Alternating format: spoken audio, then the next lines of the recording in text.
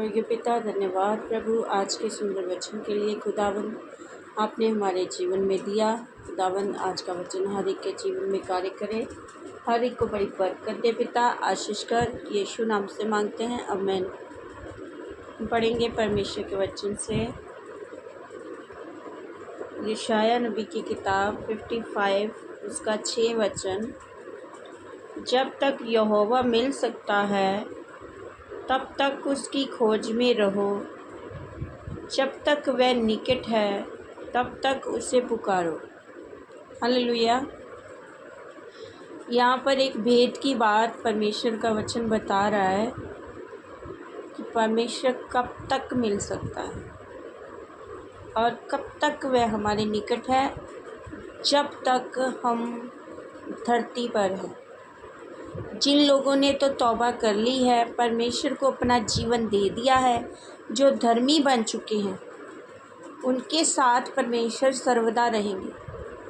पर जिन्होंने अभी तक दुष्टता करना नहीं छोड़ा है, उन्होंने तौबा नहीं की है, परमेश्वर को ग्रहण नहीं किया है, उनके पास परमेश्वर का जो साथ है तब तक है जब तक वो धरती पर है, वो जीवन जी रहे हैं। इसीलिए यहाँ पर यशायाह नबी किताब में कह रहा है, जब तक यहोवा मिल सकता है तब तक उसकी खोज में लगे रहो। यानी कि एक इंसान जब तक धरती पर है, चाहे वो दुष्ट है चाहे धर्मी है, हर एक को प्रभु की खोज करना है। दुष्ट अगर अपने पापों का अंगीकार खुदा के आगे कर लेता है तो प्रभु उस पर दया करता है, और हमें अपने पापों की क्षमा प्रभु के आगे मांगनी है, अपने बुरे कामों से मन फिराना है ताकि परमेश्वर हमें मिल सके। और अगली लाइन, जब तक वे निकट है। जब तक आप परमेश्वर के साथ चलते हैं, परमेश्वर के कामों को करते हैं, परमेश्वर की इच्छा को पूरी करते हैं, तो आपके निकट है। और उससे पुकारना है, उसे पुकारना और उसे खोजना बंद नहीं करना है। क्योंकि भजन संहिता में 30 का 9 वचन कहता है, जब मैं कब्र में चला जाऊंगा तब मेरे लहू से क्या लाभ होगा। क्या मिट्टी तेरा धन्यवाद कर सकती है? क्या वह तेरी सच्चाई का प्रचार कर सकती है? हालेलुया। यही जीवन है भाई और बहनों, प्रभु को अपना जीवन देने का, प्रभु के काम करने का। क्योंकि मरणोपरांत अगर हम पापों की माफ़ी हमें ना मिली, हम दुष्टता में ही इस जीवन में चले गए, तो हम परमेश्वर से अपने पापों की क्षमा प्राप्ति नहीं कर पाएंगे। और जो मिट्टी है वो परमेश्वर का धन्यवाद नहीं कर सकती। और आज हमारे सबके पास एक बहुत बड़ा मौका है कि हम प्रभु के साथ साथ चलें, और जब तक मिल सकता है उसको खोजना बंद नहीं करना है, प्रभु की प्रेजेंट में जाना बंद नहीं करना है, और प्रभु के निकट रहना बंद नहीं करना है। वो हमारे निकट ही है, कहीं नहीं जाते जब तक हम उसे पुकारते हैं। हम परमेश्वर को प्रार्थना के द्वारा पुकार सकते हैं, खोज सकते हैं, वचन के द्वारा खोज सकते हैं, पुकार सकते हैं, आराधना के द्वारा खोज सकते हैं, पुकार सकते हैं। और प्रभु के काम निरंतर अपने जीवन में अगर करें तो हम प्रभु हमारे निकट है।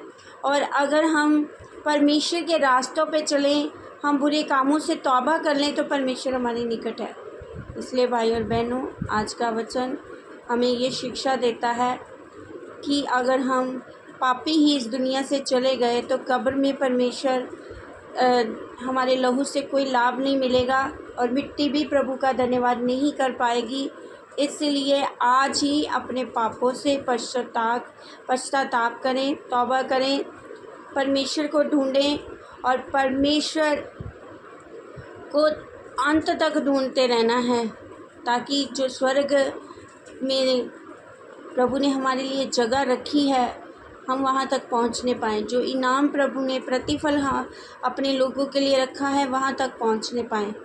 इसीलिए संसार के कामों में लिप्त ना होकर प्रभु के कामों में बढ़ते जाएं, उसे खोजते रहें और वह हमारे निकट है, उसे पुकारते रहें। और अगर हम ऐसा करेंगे तो हमारे जो प्राण हैं अधोलोक में जाने से बच जाएंगे। और आज का मैसेज हमें यही सिखाता है कि हमें उसे खोजना है और निरंतर खोजना है, और वह हमारे निकट है, इस बात का आश्वासन भी प्रभु दे रहा है।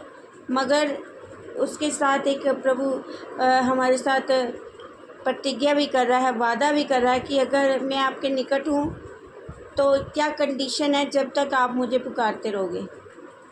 इसलिए भाई और बहनों, परमेश्वर के साथ रहें, परमेश्वर की प्रेजेंट में रहें, तौबा करें और अपने पापों से मन फिराएं।